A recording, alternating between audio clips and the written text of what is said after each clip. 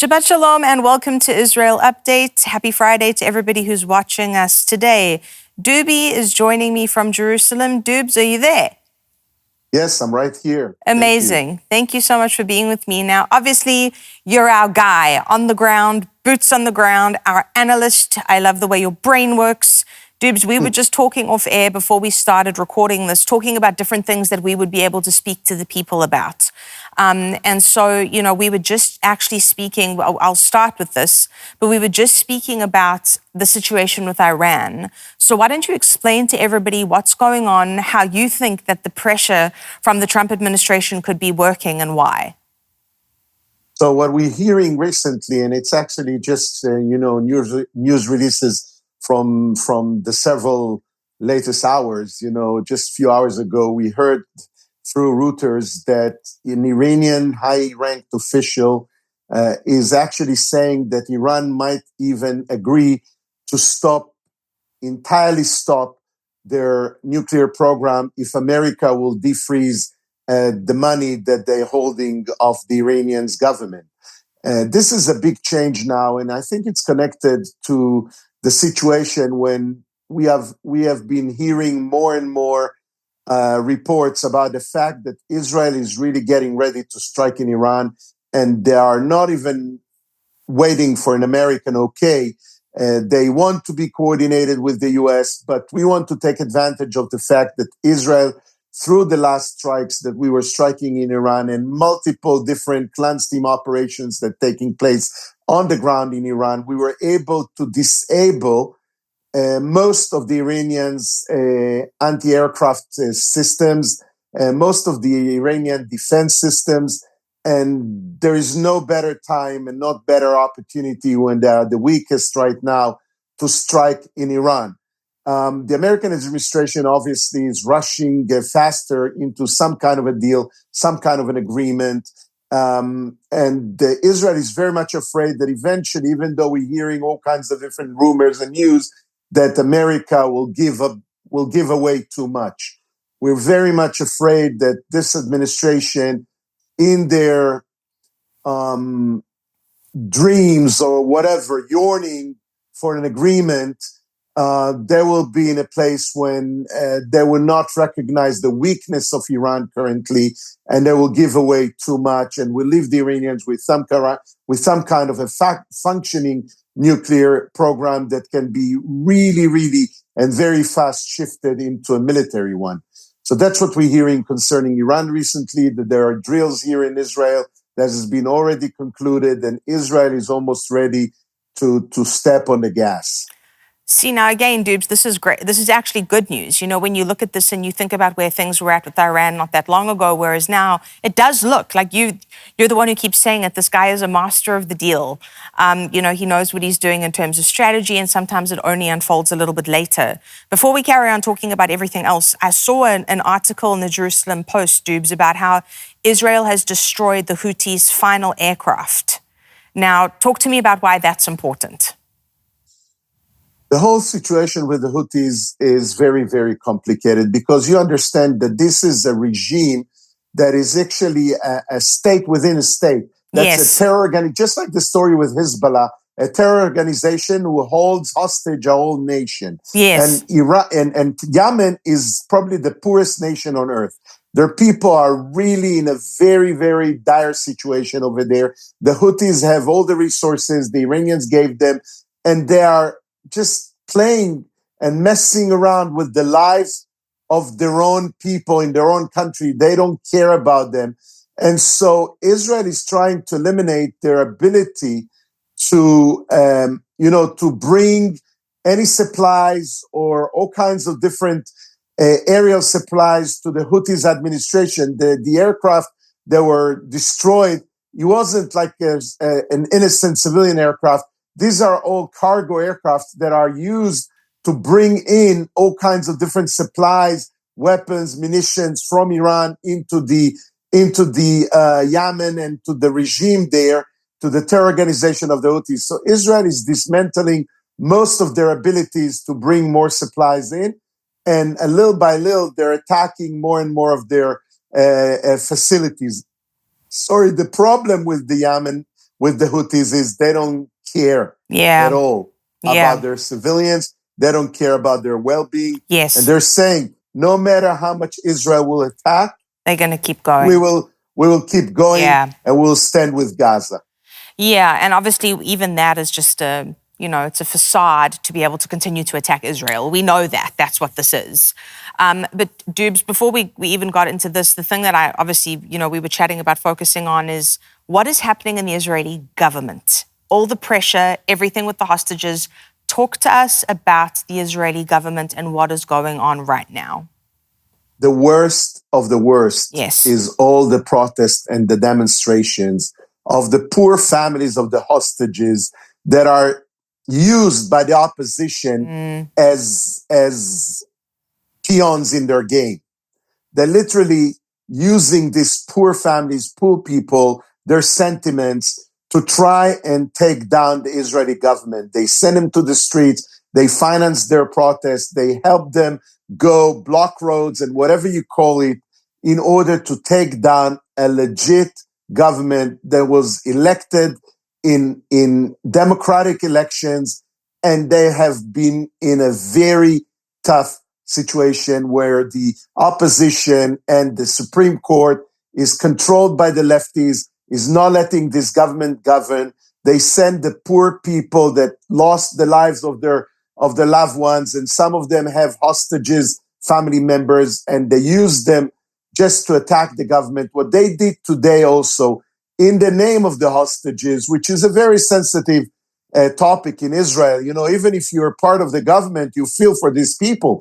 You don't want them to die and lose their lives there in the tunnels of Hamas. Yeah, of course. The opposition was able to recruit over 40 signatures on a petition that forces Netanyahu to stop everything that he's doing, what he's concentrating with the Iranian deal, with the situation, with the borders of Israel, with the war, and force him to come to the Knesset and give a speech and answer questions while they were bringing into the audience people and families of the hostages to put an extra psychological pressure over the government and over Bibi Netanyahu. They are doing all they can to play the system in order to cripple the government. That's a very bad situation. And what's happening in general is that none of the enemies of Israel can take us down. The only ones who can take us down is the enemies from within. Just like the times of the Bible, just like the times of the Second Temple. When we fight each other, when we lack unity, that's when we are the weakest, and that's what the enemies is infiltrating. They've been releasing news bulletin now from Hamas saying that they have agreed to the Witkoff offer, the Steve Witkoff offer, and they have agreed to release 10 hostages and to release some of the dead hostages as well in return for a peace treaty or some kind of a ceasefire and all kinds of things. They say they have agreed, but that's a big lie. Israel was the first one to agree. Of course. We have the Americans to witness that we did, but they're using the time differences between here and America until there is some responses from America. It takes 7 hours, and in the meantime, they play with the feelings, the sentiments as a very, very tough, bad, the lowest type of psychological warfare against poor families of hostages that don't know what they can do else. And that's the thing, Dubes. You've said it so many times. Right now, Netanyahu is caught between a rock and a hard place. I think this man has got the most difficult job in the world. I don't think there's another job that is as hard as the one that he's got. Because, we've seen it, we've spoken about it so many times, and the anti-Semitism, the fact that over half of all, racially motivated attacks in the United States in the last year have been towards Jews, who only make up 2% of the population of America, but they're facing over half of the attacks. You see the evil of the rhetoric spreading and turning into actual death, like what we saw take place tragically at the Jerusalem Museum, the Israel Museum in Washington, D.C. The Jewish Museum, yes. The Jewish Museum. We've been there. We've stood there. We've filmed. We've walked. We've done all these things. And this person who was born and raised in America, running around shouting "Free Palestine," and that's the thing that I've been saying, and I won't stop saying. How does shooting two Jews outside of the museum free anybody? How does gang raping a little Jewish girl in London free anybody? How does murdering Jewish babies free anybody? How does cutting out a baby from a pregnant mother free anybody? And you see the dangers of the ideology becoming action. And it's exactly what we saw happen in Nazi Germany. But like you're saying, Dubes, even in all of this, in this climate, the enemies of Israel from without have not been able to come in and cripple her. The problem is what's going on from within. And so for everybody out there watching, I'm encouraging you, as you pray this week for the peace of Jerusalem, pray that God would intervene in the government. It has always been like this. The God would send a prophet to speak to a king, and the king would make the choice. Now Bibi Netanyahu is not just facing that, he's facing other people claiming to be kings as well. And so we're seeing this warfare and this fighting taking place, and there's so much at stake because of it. So, Dubes, I don't know if there's anything else you'd like to add to this. Yes, I would like to say that even though we're talking about very severe topics and we're speaking about disaccords and we're speaking about the politics in Israel and the situation from within, and it's more on the civil side, because just today, I was lucky enough to get some of the donors that helps us with the military and the units that we've been adapting, and I was able to take them to the training fields, to the shooting ranges, back in the areas where they get ready in trains now to go back into Gaza. This is their shift now to go back into Gaza. They just left the north, and you can see that within the army, within the military, the camaraderie, the friendship, the determination, the will to sacrifice is there. And as long as it's there, no politicians can destroy that. And that's something that I was able to see with my very eyes. And even though these people are not blind or deaf to the news and what's happening outside, still they understand the importance and the weight of this hour and this time to fight and to destroy the enemies and to bring victory to Israel. They're determined to win. Yes. And amen to that. And again, the scriptures tell us that God blesses unity. And so that's what we continue to trust God for. So thank you to everybody for watching. Thank you for joining me and Dubi. We will be back next week, as always, with a brand new edition of Israel Update for you. And as you go out this week, pray for the peace of Jerusalem. God bless you. Amen. Amen.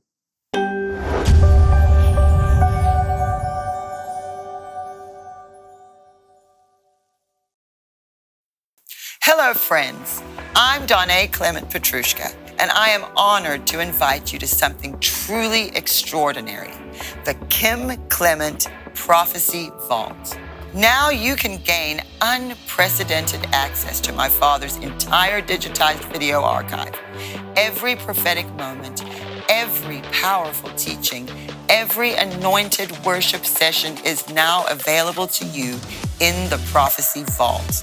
Plus, I'm excited to share that my dad's special School of the Prophets teachings are included, offering you deep, transformative lessons on hearing God's voice and understanding his revelations. Your partnership is crucial. Not only will you gain access to these incredible resources, but you'll also help us continue the vital work of preserving, digitizing, and adding new Kim Clement material to the archives. I'm inviting you to step into the Kim Clement Prophecy Vault. Let's embark on this journey of revelation together, and I can't wait to see you inside.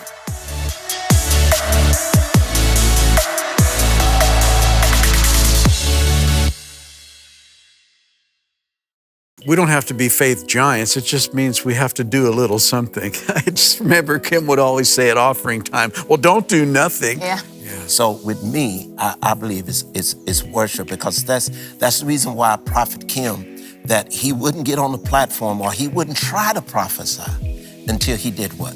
Worship. Yeah. Because he knew that worship would take us out of our surroundings, would take our attention off of the circumstances that keeps you in that state of lethargy, doubt. So the battle is the Lord's really means your faith is going to have to be active. Right. You're probably going to have to do a lot more listening than talking, which sucks for some of us. Right. Not a fan, but have to do it. And it really, it just, I think so much of it comes back down to faith. Watch now at real-faith.tv.